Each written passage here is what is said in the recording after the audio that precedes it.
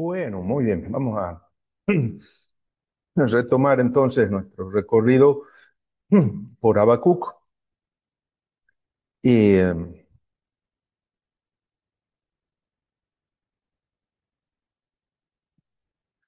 vamos a dedicarle después un rato al salmo concreto, al final. Eh, Aquí entonces volver sobre algunos elementos del texto que nos ofrecen eh, oportunidad de ubicarlo en el tiempo, ¿no? En primer lugar, esta mención de los caldeos, ¿no? Aparece ya en 1:6 y nos permite pensar en ubicarlo en una época, el recuerdo de los caldeos. En 1:6 dice, yo mm, pienso movilizar a los caldeos, un pueblo cruel y fogoso que recorre las anchuras de la tierra para adueñarse de países ajenos, ¿no? Entonces, la mención de los caldeos aquí, entonces supone que ya está en marcha el, el, digamos, el movimiento de expansión del imperio neobabilónico, por lo tanto, es después del año 626, ¿no es cierto? Y podemos pensar quizás que es antes del 605, cuando se impone, ¿no es cierto? El 626, el surgimiento de Nabopolassar y el comienzo de esta expansión imperial de Babilonia bajo el mando de la dinastía Caldea. Pero ya supone algo de la fama de estos, ¿no es cierto? No solo que han aparecido en el horizonte de la historia, sino que ya se conoce su modo de operar, ¿no? Un pueblo cruel y fogoso que recorre las anchuras de la tierra para adueñarse de países ajenos, ¿no? Entonces, si bien podemos pensar quizás que no se ha dado todavía la batalla de Carquemis, quizás, ¿no es cierto? Pero ya estos caldeos son conocidos por su modo de proceder, ¿no? Entonces, quizás estamos en el reino de Josías, eh, en Judá, cuando escribe aquí este profeta, ¿no? En 605 ya los caldeos imponen su potencia, hacen sentir su peso efectivo en Palestina y le van a obligar al otro hijo de Josías a aceptar un pacto, ¿no? En Habacuc 1, 5 al 11 se describe entonces esta conducta de los caldeos. Esta descripción parece colocarse bien en este contexto, en este periodo. Pero el libro de Habacuc no parece no suponer la primera conquista de, de de Judá por parte de los caldeos del 597, ¿no? Tiene que ser anterior. Los textos que suponen la opresión babilónica, 1:14, 17, 2, 6, 20, parecen más bien responder a el lapso de tiempo durante el cual Judá está pagando tributo a los caldeos. Entonces, eh, quizás ya entre el 605 en adelante, ¿no? Entonces ya después eso supondría la muerte de Josías ya en el 609, ¿no? Eh, la, el libro de Daniel hace mención a Habacuc, el profeta Habacuc, que era en Judea, dice, ¿no es cierto? En Daniel 14, 33 al 42, pero ese texto no da muchos datos que aclaren ni la personalidad del profeta ni el contexto histórico en el que se movió. Entonces, volviendo sobre el texto que nosotros hemos venido leyendo, eh, podemos quizás detenernos en alguno de los fragmentos, ¿no? Por ejemplo, en este del mm, 2, digo 1, 2, 4. que expresa la primera queja del profeta, ¿no? Es un pedido de ayuda. El profeta le plantea preguntas a Dios acerca de su pasividad, de su inactividad frente a la violencia y a la injusticia que reina. Aquí entonces, si los versículos que siguen, es decir, la respuesta de Dios, anuncian el castigo y el cambio de situación, sería absurdo que el profeta se esté lamentando por la opresión por parte de los caldeos y que sean ellos los que vienen a restablecer la situación. Muchos piensan que se trata aquí de una queja acerca de la situación injusta que reina dentro de la misma sociedad de Judá, ¿no? La situación interna de injusticia social generalizada. Entonces, Habacuc también se ubicaría en la misma línea de los otros profetas preexílicos que nosotros hemos estudiado, ¿no? La respuesta está del 5 al 11, 1, 5 al 11, eh, habla, habla Dios aquí, describe la obra de este pueblo terrible que él mismo parece haber hecho surgir para responder a la situación expresada por el profeta en la lamentación, ¿no? Aquí este hecho de que Dios castigue a Judá haciendo surgir otro pueblo, eso no es novedad, ¿no es cierto? Lo hemos encontrado en otros textos proféticos, el que Dios se valga de otras naciones para llevar a cabo su obra, ¿no? El mismo Jeremías se atreve a hablar de Nabucodonosor como mi siervo Nabucodonosor, dice, ¿no es cierto?, en el capítulo 27, cuando se dirige a los embajadores de los otros reyes que vienen a confabularse ahí con Sedecías para hacer una coalición anti-caldea, y ahí él dice, aconseja someterse, es decir, poner el, el cuello bajo el yugo de Nabucodonosor, y el Señor se refiere a Nabucodonosor como mi siervo, ¿no? También ahí eh, aparece, he puesto yo en sus manos las naciones hasta que les llegue el tiempo también a él, pero mientras tanto habrá que someterse a su yugo. Esta nueva lamentación del profeta que aparece en los versículos 12 y siguientes, 12 y 13,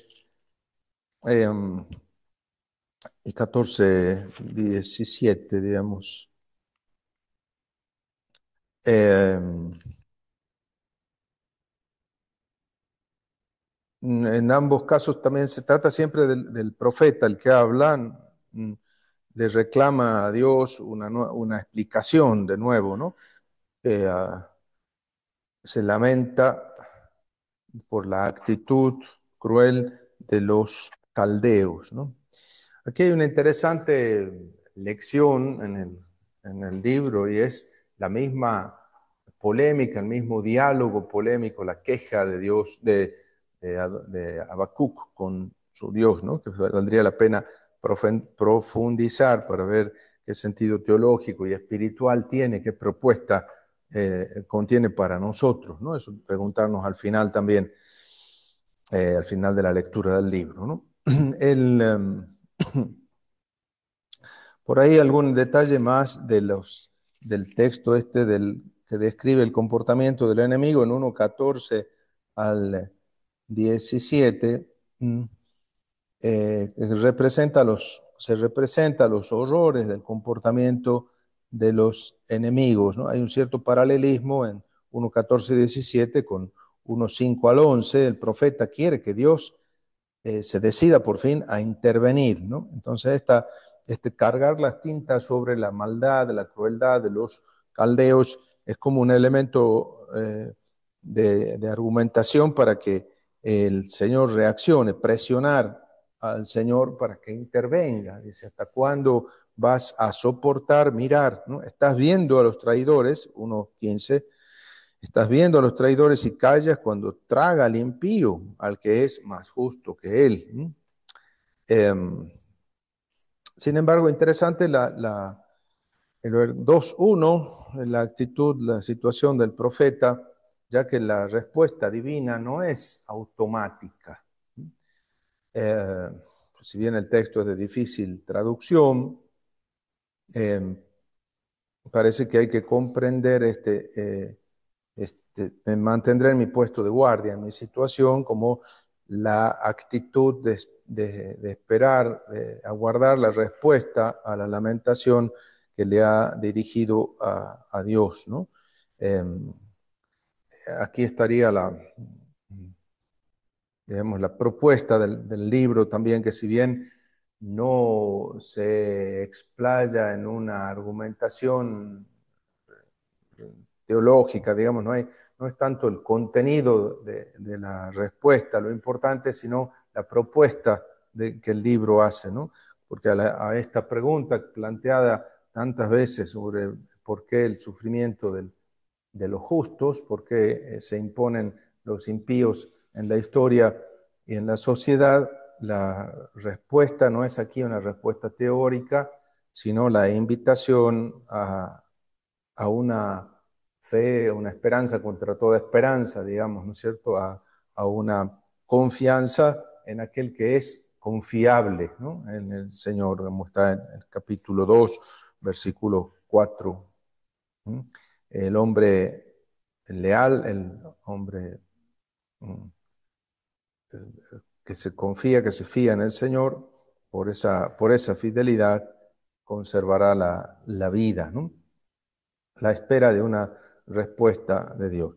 Los versículos 5, 2 al 5 que veíamos aquí, la orden de escribir, la visión sobre las tablillas muestra hasta qué punto el Señor se compromete a realizar lo que dice, ¿no? Escribirlo sin miedo, porque yo me comprometo a cumplirlo. Esto que vas a escribir va a servir de testimonio, va a documentar la visión. Es una promesa en la que Adonai se compromete para el futuro, ¿no? Al mismo tiempo es una invitación a la calma, a la paciencia, a la confianza, ¿no? Eh, bueno, aquí de algún modo se vuelve a encontrar en esta respuesta el problema general del libro de Habacuc, que es el de la relación entre el justo y el malvado, el injusto, el impío. El justo vivirá por su fidelidad, y el segundo será castigado, ¿no?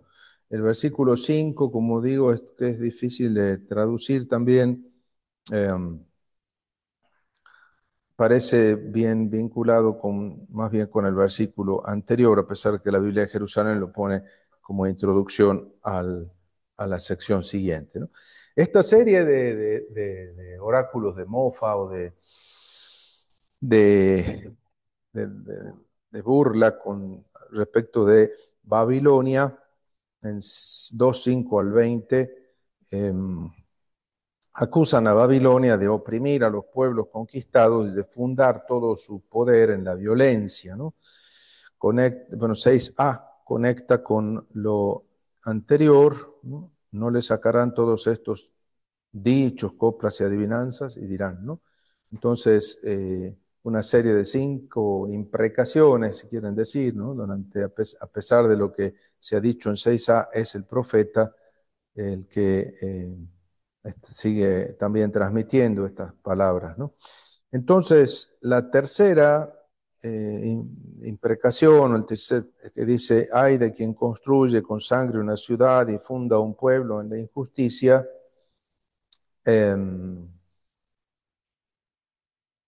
contiene algunas frases ya que podemos encontrar en otros profetas, como ese versículo 14, que literalmente eh, tomado del Isaías 11, o bueno, incluso en otros textos aparecen alusiones. La quinta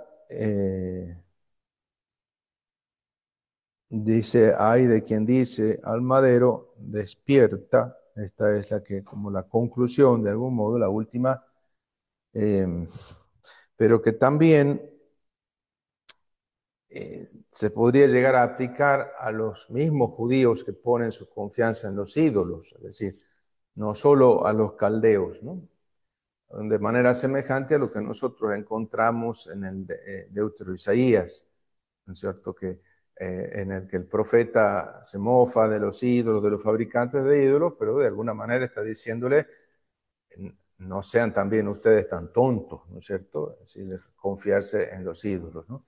Ya en el mismo Deutero Isaías, acuérdense, al principio nomás en el capítulo 41, 1 al 5, la alusión al encumbramiento de Ciro y a cómo las islas y las naciones temen, y enseguida versículos 6 y 7 aparece la alusión a que se vuelven a las imágenes, a los ídolos para pedirle salvación, y sin embargo en el versículo inmediatamente en 41:8 dice, pero tú Israel eres mi siervo, linaje de Jacob, de Abraham, mi amigo, es decir, no tenés necesidad de volverte a los ídolos, vos sos mi siervo, si estás vinculado a mí como un siervo a su Señor, no tenés nada, no tenés por qué temer y temblar como las naciones, ni tener necesidad de recurrir a esos fantoches que son los ídolos que no son capaces de salvar a nadie, vos sos mi siervo, entonces estás en mis manos y ahí vienen los dos oráculos de salvación, no temas, no temas. Bueno, en la misma onda, en el mismo registro está esta última de las imprecaciones, que es la de los versículos 19, eh, 18 al 20, ¿no es cierto? ¿De qué sirve un ídolo, obra de escultor, etcétera? Entonces, no solo aplicable a los caldeos, pueblos que confían en sus dioses, que conocemos, digamos, las imágenes de esos dioses, digamos que la existencia de las imágenes de esos dioses que llevaban en procesión y que volvían a llevar a sus templos y que eran como secuestrados después por ¿cómo se llama? Por los enemigos que saqueando la ciudad y el templo se llevaban como cautivos a sus dioses, de manera de decir, ustedes están en mis manos, hasta sus dioses los tengo yo cautivos, ¿no? Y toda la movida de Nabónido al final de su reinado, cuando ve la amenaza de los persas y que hace traer todos los dioses de todas las ciudades y concentrarlos en Babilonia, como diciendo, quiero tener todos los santitos aquí, ¿no es cierto? Porque viene dura la mano, necesito la fuerza de todos los dioses, ¿no? Entonces lo concentra en Babilonia. Esa misma actitud es la que critica aquí Habacuc, ¿no? Eh, Puede ser atribuida entonces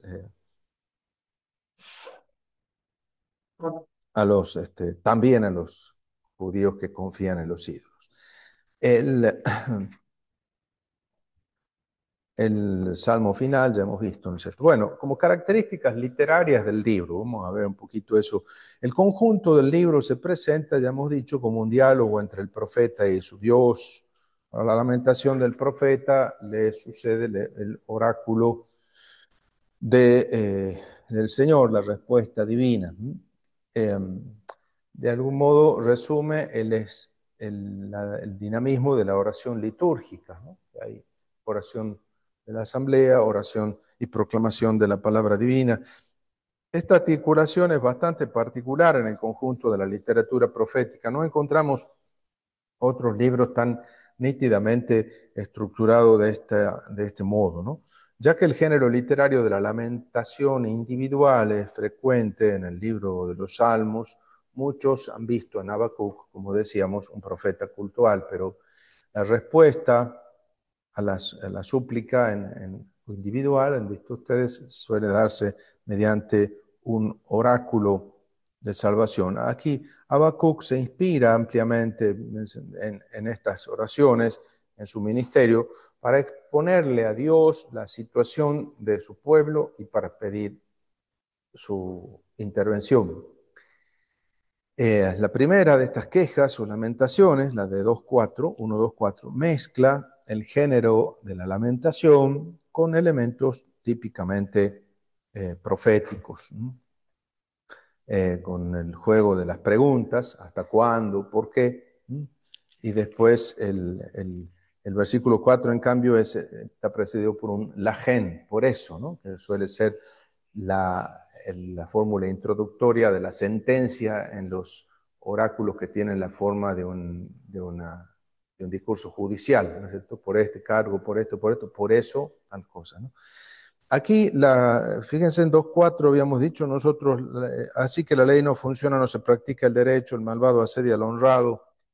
Aquí nos preguntábamos nosotros si no se trataba acaso de una alusión al incumplimiento de la ley o de la Torá en el pueblo de Israel, pero entonces si no, no obedece más bien a problemas internos, pero la dificultad es que está introducido con esta partícula que habla de una consecuencia, es decir, el hecho de que el derecho, la ley, la Torah no tenga vigencia aparece como consecuencia de la otra situación, ¿no? Por eso la dificultad, no como causa del castigo, sino como consecuencia de la situación.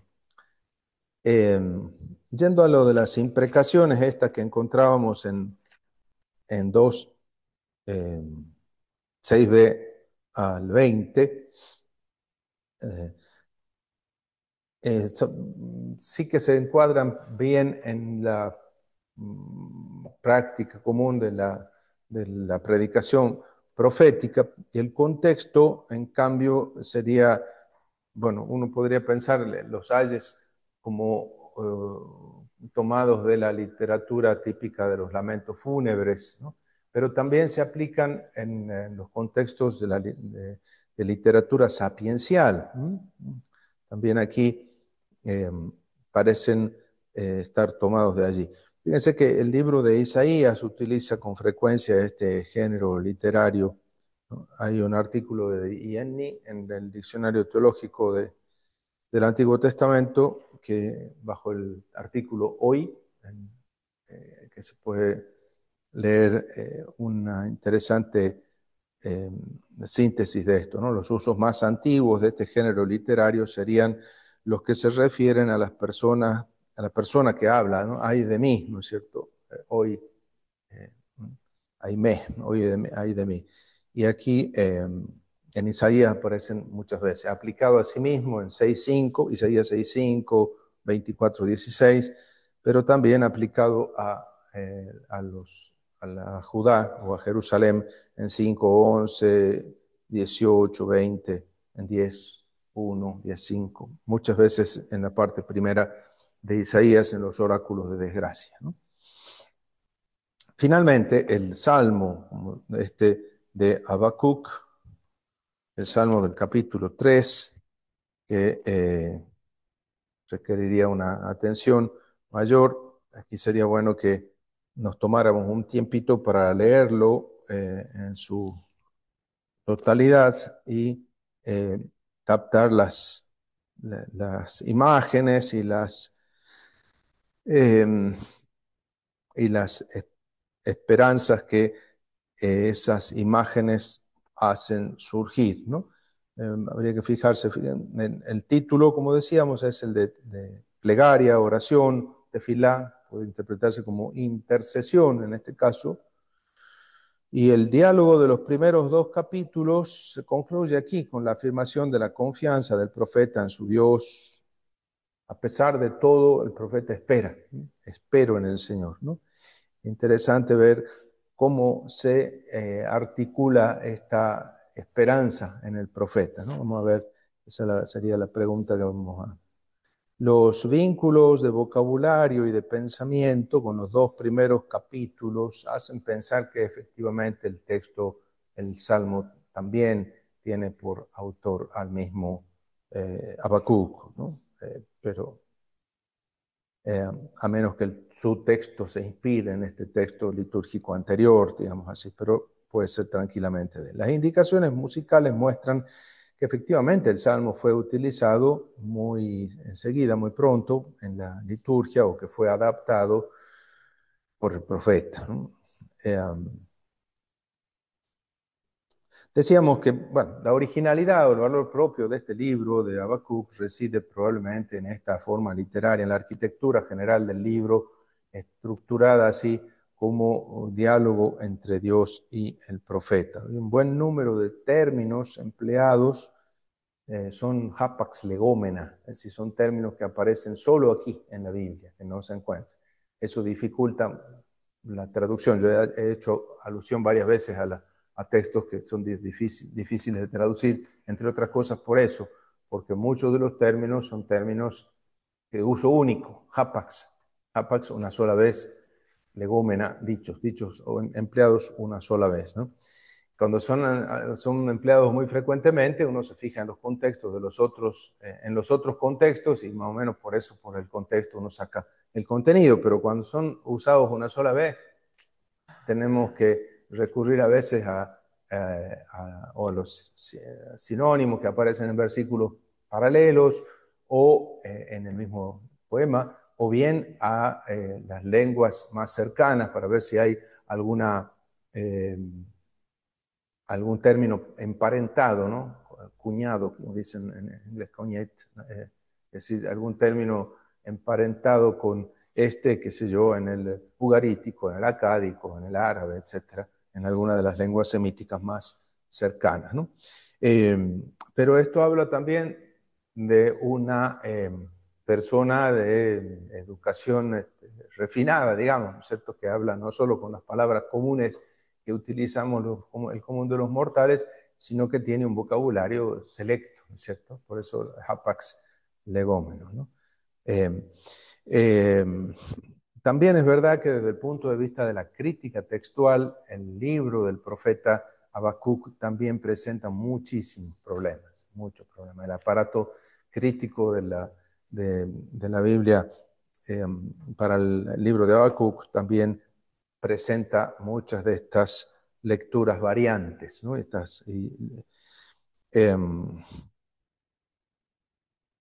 y por eso, precisamente por estas dificultades, el libro también ha dado lugar a muchos estudios, ¿no? Todavía se puede decir mucho, queda mucho por decir de él, ¿no?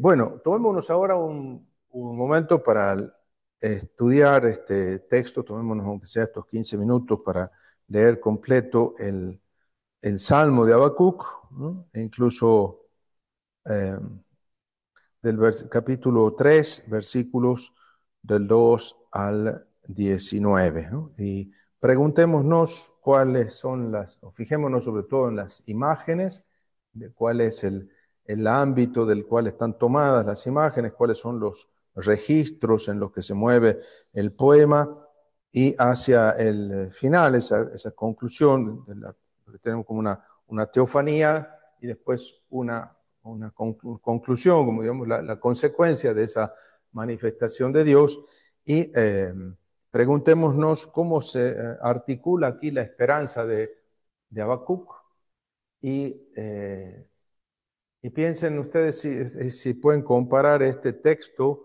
con algún otro texto del Antiguo Testamento que conozcamos, ¿no?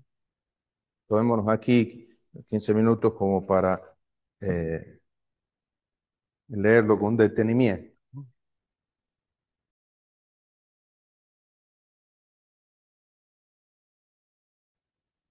Muy bien, bueno, a ver cómo ponemos en común el resultado de nuestra lectura. Eh, Encontramos entonces aquí una pieza que presenta las características de un himno, de un canto, a pesar de que el título es más bien oración, plegaria o como intercesión, ¿no? De algún modo. Las imágenes, ¿qué imágenes resaltan en el texto? ¿Y cuál es el ámbito del que están tomadas?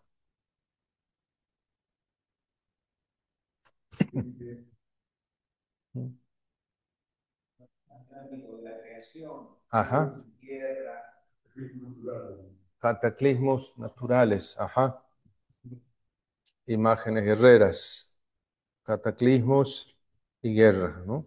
Entonces, la expresión de una violencia, de una fuerza incontrolable, como es la de un fenómeno natural o la de la invasión de un ejército que tampoco se puede, al que todo no se puede hacer frente, ¿no? Son imágenes Entonces, teofanías expresadas con la simbólica humana, es decir, la trascendencia del poder de Dios, de la divinidad, es experimentada como análogamente como la que se experimenta frente a una fuerza incontrolable como la de un ejército que avanza victorioso o la de una catástrofe natural, un cataclismo, un temblor, una tormenta, una erupción, una inundación, ¿no? Esos aparecen entonces como símbolos o como imágenes míticas, ¿no? Para expresar la trascendencia de Dios de algún modo. Esas son como... Y, ujú. Y la esperanza, se expresa la esperanza aquí de alguna manera del profeta. Desde el principio, ¿no? Ajá, He oído tu fama, Señor, he visto tu obra. Es ajá, decir, el profeta hace memoria de las maravillas de Dios en su pueblo. ajá.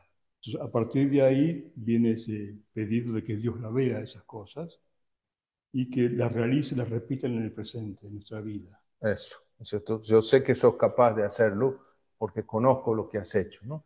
Entonces, memoria y esperanza decíamos que se dan la mano, ¿verdad? Aquí es la memoria de lo que se conoce de Dios, la fama de Dios, la que y nutre la esperanza de este pueblo. Ajá, ¿y dónde más?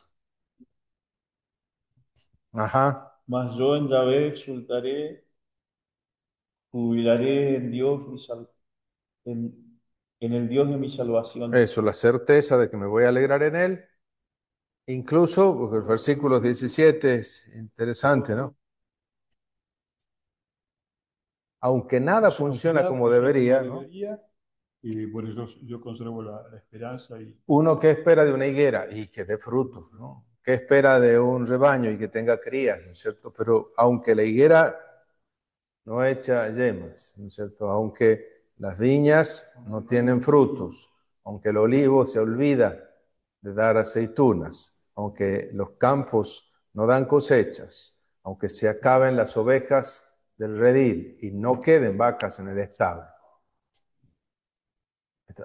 Es decir, eso es la esperanza contra toda esperanza. Cuando parece que toda esperanza humana se agota, yo esperaré en mi Señor, festejaré a Dios que me salva, ¿no?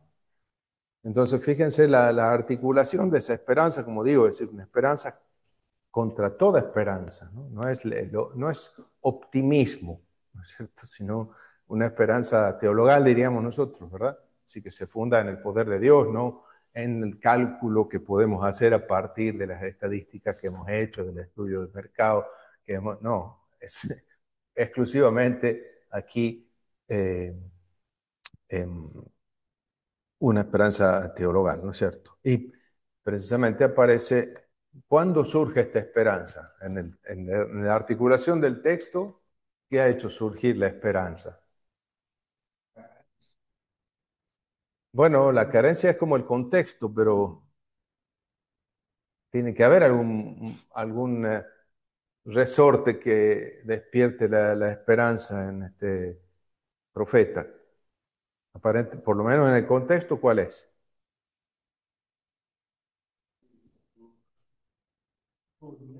De salvación este, eh, tenida en sí, como los salmos históricos, cuales recuerdan la actuación de Dios y de ahí sé que están quedando, de ahí es que esperan. Pero no hay mucha alusión aquí a los hechos históricos de la historia de la salvación, ¿no? ¿Qué hay en 3 y siguientes, 3 al 6 por lo menos? Es el fulgor de Dios, el avance de Dios, el pisar firme de Dios que hace temblar la tierra, estremece las naciones, se desmoronan los montes. Es la manifestación de Dios, ¿no? Una teofanía, ¿no? Y a esa teofanía, pues no es que Dios le dé razones y explicaciones, sino que se le manifiesta con todo su poder. De alguna manera tiene la experiencia de ese poder incontestable de Dios, de esa manifestación. Y eso hace surgir la esperanza, ¿no? ¿Qué otro libro en la Biblia ustedes encuentran algo parecido, en el que había también un planteamiento análogo al que se hace este, ¿no? Y el Raúl también hacía, empezaba y este termina. Pero así el planteamiento del sufrimiento del justo, Job, ¿verdad? Y precisamente todo el cuestionamiento de Job, que lo está interpelando a Dios permanentemente, retándolo a que intervenga, que responda, que dé razón, ¿no? Y si bien el Señor no da razón, en los capítulos finales, 37 al 38 al 42, hay una teofanía, ¿no? Dios se manifiesta en la tempestad y entonces dice este otro, me pondré la mano en la boca, dice, he hablado de grandezas que me superan, te conocía solo de oídas, pero ahora te han visto mis ojos. Una experiencia de Dios que le da respuesta, le sosiega y le da respuesta, pero no con una explicación, no es un tomito de la Summa Teológica o de la historia de la Mysterium Salutis, no es una explicación teórica, ¿no es cierto? Es una experiencia que él le comunica, ¿no? En la línea de... A la salvación del pueblo. Ajá. Caminas enfurecido por la tierra, pisoteas furioso a los pueblos, sales a salvar a tu pueblo, a salvar a tu ungido, destrozas el techo de la casa del malvado, desnudas sus cimientos hasta la roca. Eso, esos malvados que constituían una amenaza aterrorizante, digamos, que era la que tenían. Bueno, aquí, ¿cierto? Es cuando el Señor se manifiesta, cuando Él viene, pisa firme, tan firme que todo tiembla, ¿no? Al paso, bum, bum, de Dios, ¿no? Entonces, esa esperanza se funda en la experiencia de esta manifestación divina, ¿no? Fíjense que uno podría relacionar este texto, porque cuando uno se pregunta a qué se refiere con esto, en el capítulo 2, versículo 1 decía, guardaré mi puesto, ocuparé mi puesto de guardia, arriba en la muralla me pondré, atento para ver. Claro, uno puede interpretar el sentido metafórico, ¿no es cierto? Pero bueno, se está refiriendo al rol del profeta. ¿A qué tipo de profeta? Bueno, al que alguien, la comunidad probablemente en la época, una época de profunda crisis de Judá, se ha dirigido al profeta para pedirle alguna respuesta de parte de Dios y él no la tiene todavía, pero dice, voy a esperar que se dé, ¿no? Probablemente estamos aquí, podemos pensar quizás en la muerte de Josías, que ha desilusionado terriblemente, ¿no es cierto? Porque habían puesto muchísimas esperanzas, justamente Asiria parecía que estaba ya definitivamente vencida, por lo menos en el 612 había caído Nínive, y entonces Josías empieza a reconstruir el país en todos sus sentidos, en el plano político, religioso, económico, territorial, había vuelto a ocupar los territorios del norte, parecía que la cosa se iba a ordenar, todo ese grupo teológico que está a la base del Deuteronomio y demás, era justamente su inspiración espiritual, digamos, y política y legitimación. Y todo su valgarete en el 609. Porque cuando él, con toda esa confianza que ha puesto en el Señor, va a hacerle frente a Neco que viene en ayuda de los asirios, cuando él ya sabe que Asiria está descendiendo, lo mata. Y se desencadena toda esa crisis política terrible ahí, entonces que sube, lo ponen a Joacás, que lo sacan a Joacás, que lo ponen a Eliakim, que toda esa crisis terrible que tiene que haber sido muy, muy impactante, muy, digamos, traumática para los creyentes, para esta gente, probablemente, porque hay que contar con que cada persona ha tomado una opción religiosa, una opción política también. En la corte no se podía permanecer del todo indiferente a estas cuestiones y probablemente este profeta está. Y probablemente esta es quizás la visión de que hay que poner en la tablilla. Esto es lo que tenía que escribir para que quede y se vea, ¿no? Incluso la traducción que uno puede hacer ahí, escribe la visión, ponla clara en tablilla para que pueda leerse de corrido. Se puede traducir, escribe la visión, ponerla en letras grandes, clarita, que se pueda, dice que la puedan leer incluso los que pasan corriendo. no es solo que se puede leer de corrido, sino que incluso los que pasan corriendo por ahí, como pueden ver, como las ciudades, ¿no? Que se vea como una cartel de vialidad, ojalá hubiera cartera de vialidad. Digo que, entonces, escribe la tablilla. ¿Y cuál es esto? Se dice aquí. Probablemente entonces podemos interpretar, con esto termino, el versículo 16 como la experiencia de la recepción de la respuesta divina. Lo he oído y se estremecen mis entrañas, lo he escuchado y titubean mis labios. Un temblor penetra en mis huesos, al andar tiemblan mis pasos. Quizás se pueda interpretar simplemente de manera metafórica, pero quizás hay que interpretarlo en sentido estricto y pensar en la experiencia de la inspiración profética, en el éxtasis o en la perturbación de su conciencia humana en la cual percibe este mensaje divino. Bueno, lo dejamos ahí. Que ese mensaje es una corriente subterránea muy fuerte en los salmos. No te puedo decir en qué salmo, pero siempre que leemos los salmos, es un poco un motor que... el cantus firmus, ese de los salmos, ¿no? Bueno, a la tarde intentaremos sacar algunas conclusiones teológicas y espirituales a partir de lo que nos dice el texto.